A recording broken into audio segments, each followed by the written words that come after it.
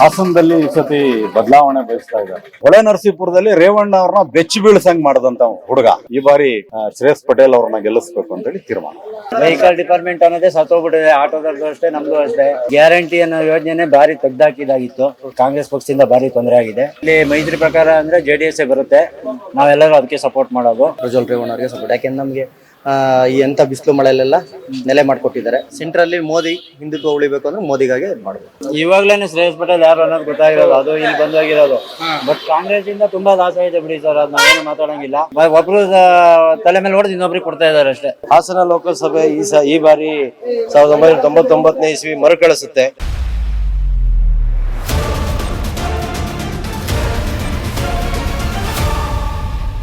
ನಮಸ್ತೆ, ನಿಮ್ಮ ಹೆಸರು? ನಾನು ಅಬ್ದುಲ್ ಸಮದ್ ಅಂತ ಹೇಳಿ. ಅಬ್ದುಲ್ ಭಾಯ್, ಹೇಗಿದೆ ಹಾಸನ ಲೋಕಸಭೆ ಈ ಸಲ? ಬಿಜೆಪಿ JDS ಮೈತ್ರಿಯಿಂದ ಪ್ರಜ್ವಲ್, ಕಾಂಗ್ರೆಸ್ ಇಂದ ಶ್ರೇಯಸ್ ಪಟೇಲ್. ಹೇಗಿದೆ ಹಾಸನ ಲೋಕಸಭೆ? ಹಾಸನದಲ್ಲಿ ಈ ಸತಿ ಬದಲಾವಣೆ ಬಯಸ್ತಾ ಇದ್ದಾರೆ ಜನ. ಯಾಕೆ ಅಂತಂದ್ರೆ ಒಂದೇ ಕುಟುಂಬ ಕೆಲವು ಸಂದರ್ಭದಲ್ಲಿ ಒಂದೊಂದನ್ನ ಅಭಿವೃದ್ಧಿಯನ್ನ ತೋರಿಸಿ ಅವ್ರ ಮನೆಯವರೇ ಎಲ್ಲದನ್ನು ಪಡ್ಕೊಂಡು ಬಂದಿದ್ದಾರೆ. ಯಾವ ಕಾರ್ಯಕರ್ತನಿಗೂ ಇಲ್ಲ, ಯಾವ ನಾಯಕನಿಗೂ ಇಲ್ಲ. ಒಂದ್ಸತಿ ದೇವೇಗೌಡರ ಮೇಲೆ ಪ್ರೀತಿಯಿಂದ ಅವ್ರಿಗೆ ಗೆಲ್ಸಿದ್ವಿ, ಅವ್ರು ಪ್ರಧಾನ ಮಂತ್ರಿ ಆದ್ರು. ಮತ್ತೇನೋ ಒಂಚೂರು ಕೆಲಸ ಮಾಡಿದ್ರು, ಮತ್ ತೋರ್ಸಿದ್ರು. ಅವ್ರ ಮಗನ್ ನಿಲ್ಸಿದ್ರು, ಅವ್ರ ಮಗ MLA ಮಂತ್ರಿ ಆದ್ರು, ಇನ್ನೊಬ್ಬಗ ಮುಖ್ಯಮಂತ್ರಿ ಆದ. ಇನ್ನೇನೋ ಒಂದ್ ತೋರ್ಸಿದ್ರು. ಈಗ ಅವರು ಮಗನ್ನ, ಒಬ್ಬ ಮೊಮ್ಮಗನ್ನ MP ಮಾಡ್ಕೊಂಡಿದ್ದಾರೆ, ಇನ್ನೊಬ್ಬ ಮಗನ್ನ MLC ಮಾಡ್ಕೊಂಡಿದ್ದಾರೆ, ಸೊಸೆನ MLA ಮಾಡಿದ್ದಾರೆ, ಜಿಲ್ಲಾ ಪಂಚಾಯತ್ ಮೆಂಬರ್ ಮಾಡಿದ್ದಾರೆ. ಬೀಗರ್ನೆಲ್ಲ ಮಾಡ್ಕೊಂಡು ಬಂದಿರೋದು ಇಡೀ ಜನಕ್ಕೆ, ಹಾಸನ ಜನತೆ ಗೊತ್ತಾಗಿದೆ. ಈಗ ಅಳಿಯನ್ನ ಬಿಜೆಪಿ ಕಳಿಸಿದ್ದಾರೆ. ದುರಂತ ಪಾಪ, ಇವ್ರ ಪಾರ್ಟಿಲಿ ಯೋಗ್ಯತೆ ಇಲ್ಲ ಅಂತ ಹೇಳಿ ಅಲ್ಲಿಗೆ ಕಳಿಸಿದ್ದಾರೆ. ಅದರಿಂದ ಇವತ್ತು ಜನಕ್ಕೆ ಅರಿವಾಗಿದೆ. ಆಮೇಲಿಂದ ಬದಲಾವಣೆ ಮಾಡ್ಲೇಬೇಕು.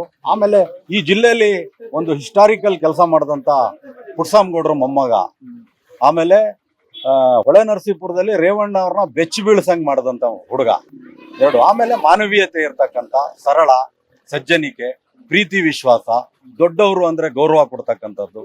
ನಾನೇನಾದ್ರೂ ಈ ಜಿಲ್ಲೆಗೆ ಮಾಡ್ಬೇಕು ಅಂತ ಮನ್ಸಿಟ್ಟಿರ್ತಕ್ಕಂಥ ಒಬ್ಬ ಯುವಕ ಬದಲಾವಣೆ ಬಯಸಿದ್ದಾರೆ.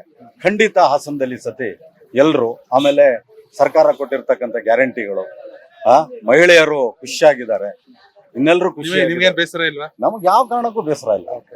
ಯಾರಿಗೋ ಸಿಗ್ತಾ ಇದೆಯಲ್ಲ ಸರ್. ಈಗ ಮೊನ್ನೆ ಬಸ್ಸಲ್ಲಿ ಒಂದು ಹೆಣ್ಮಗಳು ಮೊನ್ನೆ ಹೇಳ್ತಾ ಇದ್ಲು, ನಾನು 2150 ರೂಪಾಯಿ ಕೊಟ್ಟು ಬಸ್ಸನ್ನ ಮಾಡಿಸ್ತಾ ಇದ್ದೆ, ಪಾಸ್ ಮಾಡಿಸ್ತಾ ಇದ್ದೆ, ಗಾರ್ಮೆಂಟ್ಸ್ ಕೆಲ್ಸಕ್ಕೆ ಹೋಗುತ್ತೆ, ನಾನು ದಿನ ಊಟ ತಗೊಂಡು ಹೋಗ್ತಾ ಇದ್ದೆ, ಎಲ್ಲ ಇತ್ತು. ಈಗ ನನಗೆ ಆ 2150 ಜೊತೆಗೆ 3,500 ರೂಪಾಯಿ ದುಡ್ಡು ಉಳಿತಾ ಇದೆ ನನಗೆ ಅಂತ ಹೇಳಿ. 2,000 ರೂಪಾಯಿ ಬರ್ತಾ ಇದೆ, 500 ರೂಪಾಯಿ ರೇಷನ್ ಉಳಿತಾ ಇದೆ, 500 ರೂಪಾಯಿ ಕರೆಂಟಿಂದ ಉಳಿತಾ ಇದೆ. ಅದರಿಂದ ಆರಾಮಾಗಿದ್ದೀನಿ. ನಾನು ಯಾವ ಕಾರಣಕ್ಕೂ ಈ ಸತಿ ನಾನಲ್ಲ, ನನ್ನ ಸ್ನೇಹಿತರಿಗೆಲ್ರಿಗೂ ಹೇಳಿಸಿ ಕಾಂಗ್ರೆಸ್ಗೆ ವೋಟ್ ಮಾಡಿಸ್ತೀನಿ.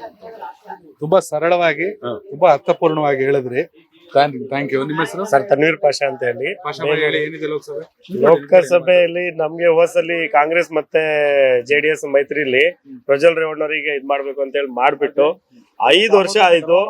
ಮೈತ್ರಿ ಟೈಮ್ ಅಲ್ಲಿ ಒಂದು ನಾವು ಕ್ಯಾನ್ವಾಸ್ ಮಾಡಿದ್ದು ಬಿಟ್ರೆ ಜೊತೆಲಿ ಮಾತುಕತೆ, ಇಲ್ಲಿವರೆಗೂ ನಮ್ಮ MP ಗಳು ಒಂದು ಸಲಿನೂ ಬಂದು ನಮ್ದು ಯಾವುದೇ ತರದ ಕಷ್ಟ ಆಗ್ಲಿ, ನಮ್ ಬೇಲೂರಿಗೆ ಯಾವ್ದಾರ ಗ್ರಾಂಟ್ ಆಗ್ಲಿ ಯಾವ್ದು ಕೂಡ ಏನೂ ಮಾಡಿಲ್ಲ. ಈ ಸಲ ಸರಳ ಸಜ್ಜನ್ಯ ವ್ಯಕ್ತಿ ಅಂತ ಹೇಳ್ಬಿಟ್ಟು ನಮ್ಮ ಶ್ರೇಯಸ್ ಪಟೇಲ್ ಅವರು ಆಲ್ಮೋಸ್ಟ್ ಅವರು ವಿನ್ನಿಂಗ್ ಕ್ಯಾಂಡಿಡೇಟ್ ಸೋತಿರ್ತಾರೆ ಅಂತ ಲೆಕ್ಕ ಅಲ್ಲ. MLA ಇದರಲ್ಲಿ ತೀರಾ ಹತ್ತಿರದಲ್ಲಿ ಸೋತಿರೋದನ್ನ ನಾವು ಗೆದ್ದಿದ್ದಾರೆ ಅಂತಾನೆ ಅನ್ಕೊಂಡಿರೋದು.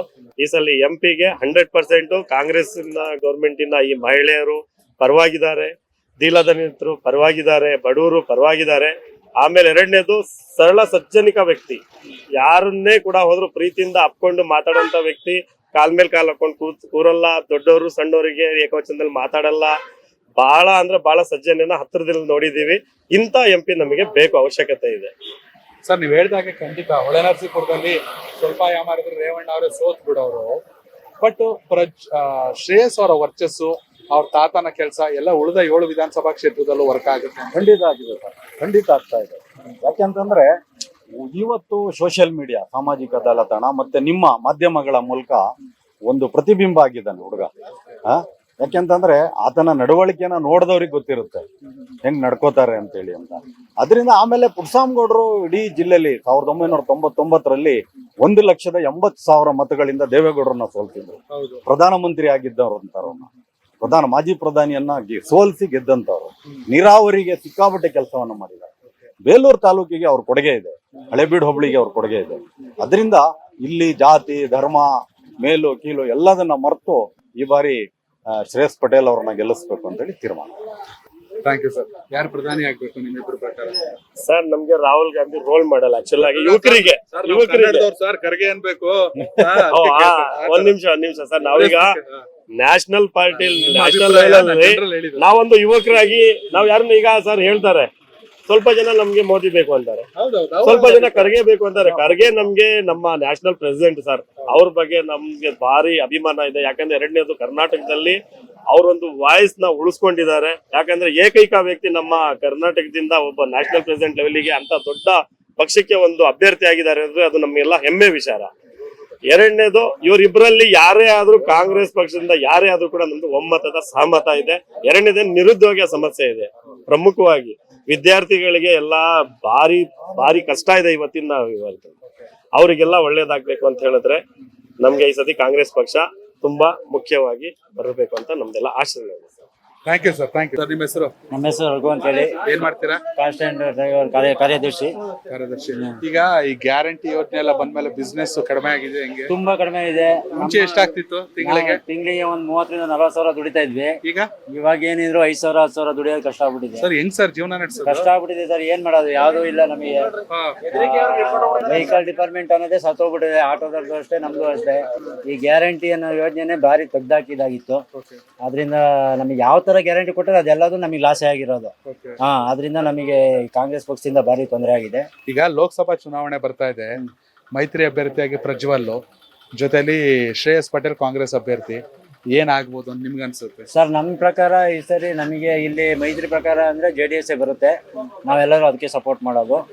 ಬಿಜೆಪಿ ಕ್ಯಾಂಡಿಡೇಟ್ ಬಿಜೆಪಿಗೆ ಮಾಡ್ತಾ ಇದ್ದು, ಈಗ JDS ಕ್ಯಾಂಡಿಡೇಟ್ ಇಂದ JDS ಮೈತ್ರಿ ಅನ್ನೋ ಕಾರಣಕ್ಕೆ ಪ್ರಜ್ವಲ್ಗೆ ಇಲ್ಲ, ಮೈತ್ರಿ ಇಲ್ಲ ಅಂದ್ರೆ ಬಿಜೆಪಿ ಅಭ್ಯರ್ಥಿಗೆ ಆಗ್ತಾ ಇದೆ. ಸೆಂಟ್ರಲ್ ಅಲ್ಲಿ ಮಾತ್ರ ಇಲ್ಲ, ಸ್ಟೇಟ್ ಅಲ್ಲಿ ನಾವು JDS ಗೆ ಸಪೋರ್ಟ್ ಮಾಡಿದ್ವಿ. ಪ್ರಜ್ವಲ್ ಸಂಸದರ ಕೆಲಸ ಮಾಡೋರು ಅನ್ಸುತ್ತೆ. ಮಾಡಿದಾರೆ ಸರ್. ನಮಗೆಲ್ಲ ಇದೆಲ್ಲ ಅವರೇ ಮಾಡ್ಕೊಟ್ಟಿದ್ದು. MP ಎಲೆಕ್ಷನ್ ಅಲ್ಲಿ ಗ್ರಾಂಟ್ ಹಾಕೊಟ್ರು, MLA ಗ್ರಾಂಟ್ ಹಾಕಿ ಮುಂಚೆ ಎಲ್ಲ ನಿಲ್ಬೇಕಿತ್ತು. ಸೆಟ್ ಮಾಡ್ಕೊಟ್ಟಿದ್ದೆ ಅವ್ರದ್ದು, ನಮ್ಮ JDS ಪಕ್ಷದವ್ರೆ.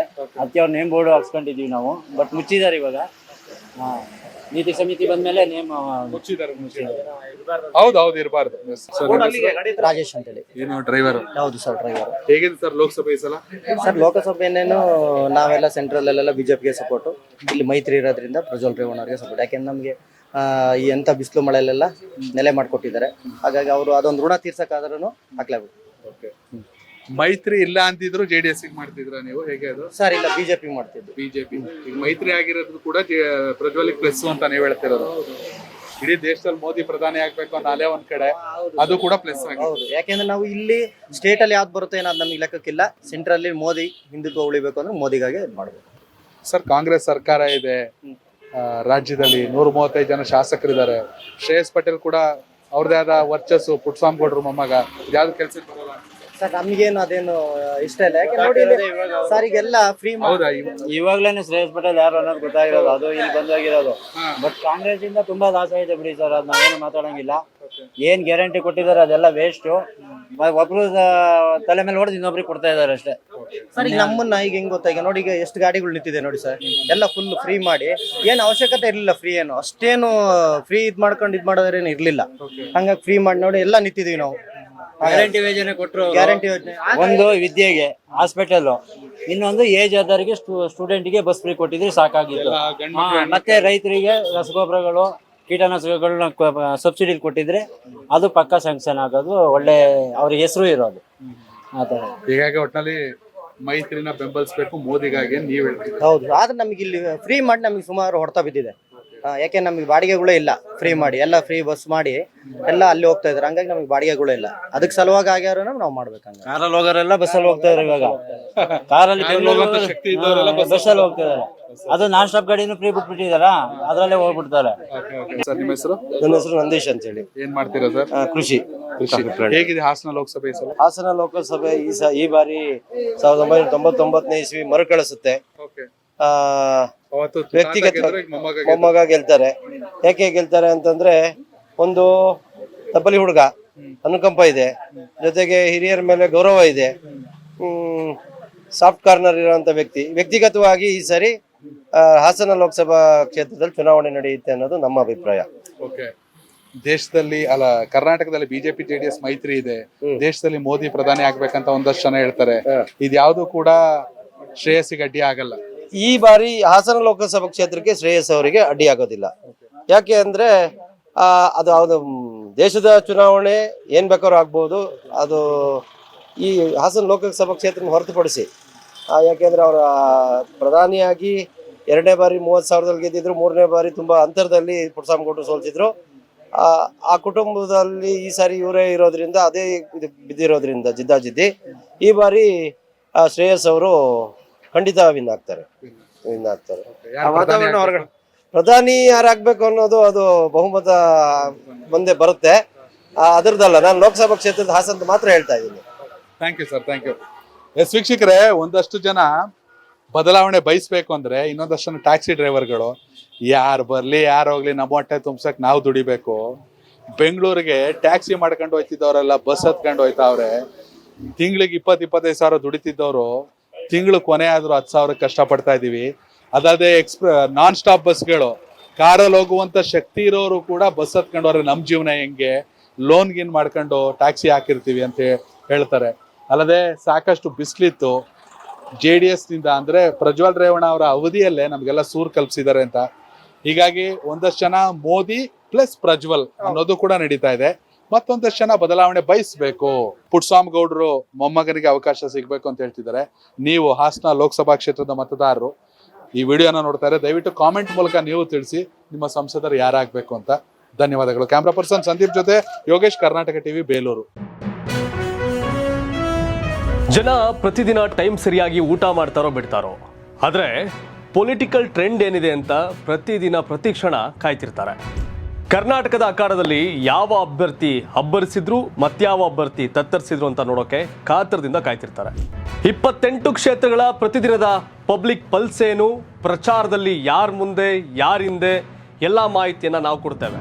ಕರ್ನಾಟಕ ಕುರುಕ್ಷೇತ್ರ 28 ಕ್ಷೇತ್ರಗಳ ಡೈಲಿ ನ್ಯೂಸ್ ಪ್ರತಿದಿನ ರಾತ್ರಿ 8 ಗಂಟೆಗೆ ಯೂಟ್ಯೂಬ್ನಲ್ಲಿ ಕರ್ನಾಟಕ ಟಿವಿ ಅಂತ ಸರ್ಚ್ ಮಾಡಿ, ನಂತರ ನಮ್ಮ ಕರ್ನಾಟಕ ಟಿವಿ ಸಬ್ಸ್ಕ್ರೈಬ್ ಮಾಡಿ. ಸಬ್ಸ್ಕ್ರೈಬ್ ಆದಮೇಲೆ ನಿಮಗೆ ಹೋಮ್ ಪೇಜ್ ಬಂದರೆ ಕಮ್ಯುನಿಟಿ ಅನ್ನೋ ಆಪ್ಷನ್ ಸಿಗುತ್ತೆ.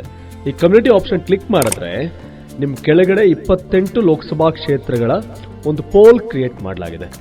ನೀವು ಹೋಗಿ 28 ಕ್ಷೇತ್ರಗಳಲ್ಲಿ ಯಾರು ಗೆಲ್ತಾರೆ, ಯಾರು ಗೆಲ್ಲಬೇಕು, ನಿಮ್ಮ ಸಪೋರ್ಟ್ ಯಾರಿಗೆ ಅಂತ ಅಲ್ಲಿ ನೀವು ಕ್ಲಿಕ್ ಮಾಡ್ಬೋದು, ಅಂದರೆ ವೋಟ್ ಮಾಡ್ಬೋದು. ಇಲ್ಲೇನು ವೋಟಿಂಗ್ ಆಗುತ್ತೆ ನಾವು ಪ್ರತಿದಿನ ನಾವು ನ್ಯೂಸಲ್ಲಿ ನಿಮಗೆ ಅಪ್ಡೇಟ್ ಮಾಡ್ತಿರ್ತೀವಿ. ಇದು ಮತದಾನದ ದಿನದವರೆಗೂ ಕೂಡ ಈ ಪೋಲಿಂಗ್ ಓಪನ್ ಇರುತ್ತೆ.